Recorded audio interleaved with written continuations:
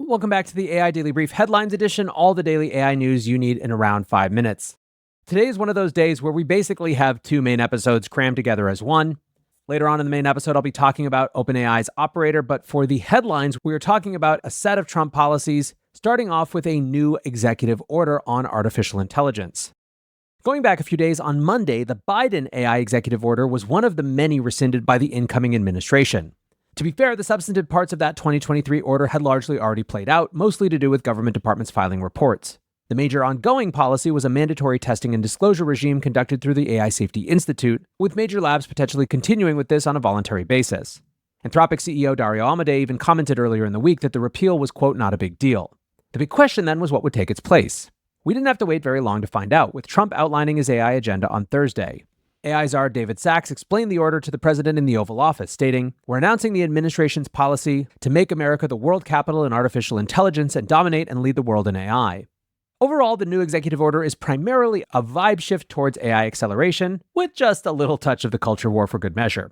It says, "The United States has long been at the forefront of AI innovation, driven by the strength of our free markets, world-class research institutions, and entrepreneurial spirit. To maintain this leadership, we must develop AI systems that are free from ideological bias or engineered social agendas." That, of course, is the culture war part, as you can see from media who picked up on the free from ideological bias piece. Still, overall, the order sets the new overarching policy direction for the U.S., quote, "to sustain and enhance America's global AI dominance in order to promote human flourishing, economic competitiveness, and national security." Substantively, the order directs the heads of various White House advisors to submit an action plan to achieve this policy within 180 days. And so in this way, while the substance of it might be different and while the action plan that they're looking for might be different, the function of the EO isn't all that dissimilar to what Biden put out, in that it's really more of a first step towards getting the various White House bodies in alignment around a set of new policies. Sachs is, of course, playing a leading role in this process alongside the Advisor for Science and Technology and the Advisor for National Security. Input is also required from the Advisors for Domestic Policy and the Office of Management and Budget. The order also directs Sachs to survey all agencies for any action taken as a result of the Biden executive order. He is required to determine whether they are, quote, inconsistent with or present obstacles to the new policy directive. Within 60 days, the agencies are required to halt any initiatives deemed to be a problem. And that's just about it. A brief one-page document compared to the sprawling 111-page Biden EO. I think most people's sense reviewing this is that the Trump administration knows that it wants to accelerate AI development, but isn't sure yet what steps it needs to take to do that.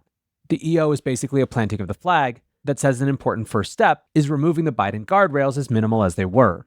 As the companion fact sheet claimed, the Biden AI executive order established unnecessarily burdensome requirements for companies developing and deploying AI that would stifle private sector innovation and threaten American technological leadership. Again, appearing on Fox News, Sachs said that the core point was to make the U.S. the global leader in AI. Unsurprisingly, there are plenty of folks who are concerned about what will come next. Alondra Nelson, the former acting director of the White House Office of Science and Technology Policy under Biden, noted that agencies would be tasked with reviewing initiatives, quote, that are already helping people with an implicit intent to unwind them. She continued, "In 60 days, we'll know which Americans' rights and safety the Trump administration believes deserves to be protected in the age of AI, and if there will be a level playing field for every technologist, developer, and innovator, or just the tech billionaires." Still on the flip side, when it comes to industry and the accelerationists, the attitude might be summed up by based Beth Bezos, who writes, "unfathomable levels of EACC victory." Now, maybe a more substantive policy, which came through a virtual appearance at Davos, was President Trump announcing plans to accelerate energy policy for AI data centers. He said, and I am clipping, editing, and paraphrasing because this is President Trump we're talking about here, "We're going to give rapid approvals to build electric generating plants in the United States. We need double the energy we currently have in the US for AI to really be as big as we want it. I'm going to give emergency declarations so they can start building them almost immediately." The national energy emergency was declared on day one of the presidency and directed government departments to use any tools they have at their disposal to expedite construction. The new part of the policy is that the administration has removed any climate targets that were binding the AI industry. For Trump, this seems to mean turning back to coal power. He said there are some companies in the US that have coal sitting right by the plant so that if there's an emergency, they can go back to that. Now, of course, this doesn't necessarily mean big tech companies are all of a sudden going to start building a ton of coal plants. Their climate goals are as much about internal pressure from employees and leadership, as well as public perception, as they are about government policy. Instead, what many anticipate is the construction of gas-powered turbines, which can be built quickly and relatively cheaply, as well as the red tape around nuclear facilities being slashed in order to ensure that new projects don't get stuck in the regulatory quagmire we've seen over the past few years. The other pillar of the policy is ensuring new data centers are able to build exclusive on-premise power stations.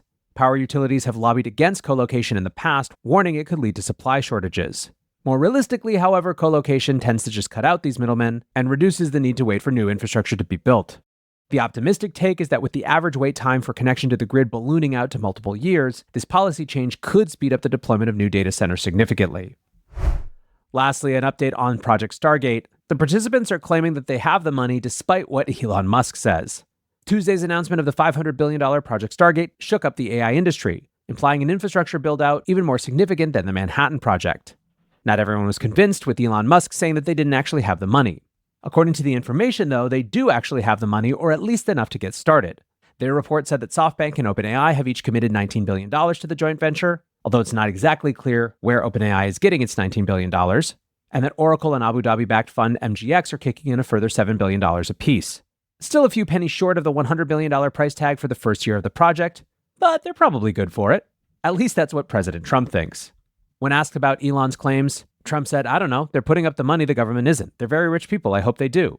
And then he pointed out that Elon just hates one of those people, and he understands because he hates people too. So there you have it.